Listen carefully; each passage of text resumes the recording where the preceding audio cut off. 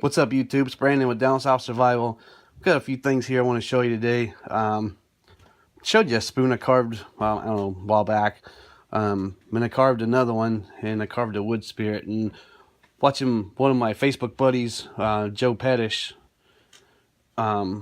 yesterday, and he has some wood carvings he's doing, and he got himself some ferrule rods, and he's going to make handles for his ferrule rods. Go check out his video.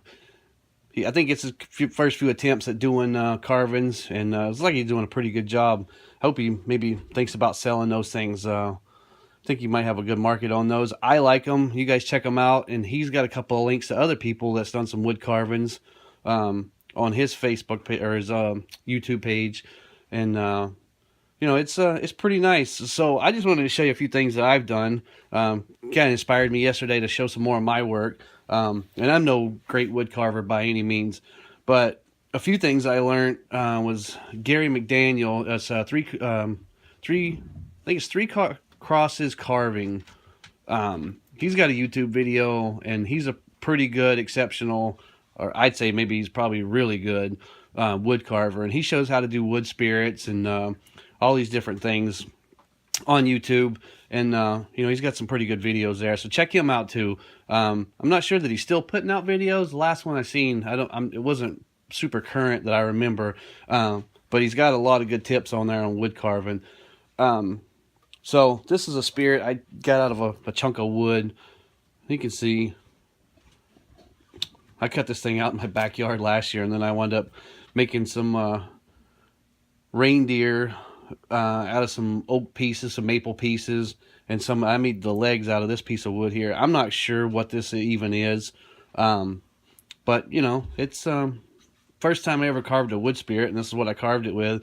And I carved it with that Mora knife I showed you, and I got a flex cut knife that I really like too. And it's better for roughing out stuff. So here's another spoon I carved. This one's a little deeper. My daughter really liked how it had, she called it the honeycomb. Basically just I didn't sand this one out. I just left it kind of rough, but she really liked it, so that's why I carved this one basically for her, and because she really liked those honeycombs. But it's just a few things on carving. It's another good little hobby to get into. If you watch Dave Canterbury, he's got a lot of wood carving videos too. I think he's probably a pretty exceptional carver. He can definitely carve some spoons and bowls and that type of stuff for bushcrafting, and you don't need much. I noticed Joe Pettish there, he's carved all his with I think a Mora companion and another little Mora knife that he has, and I think that's what he mostly carved that stuff with. I'm not sure if he used any other tools, but again, check him out. He's an awesome guy.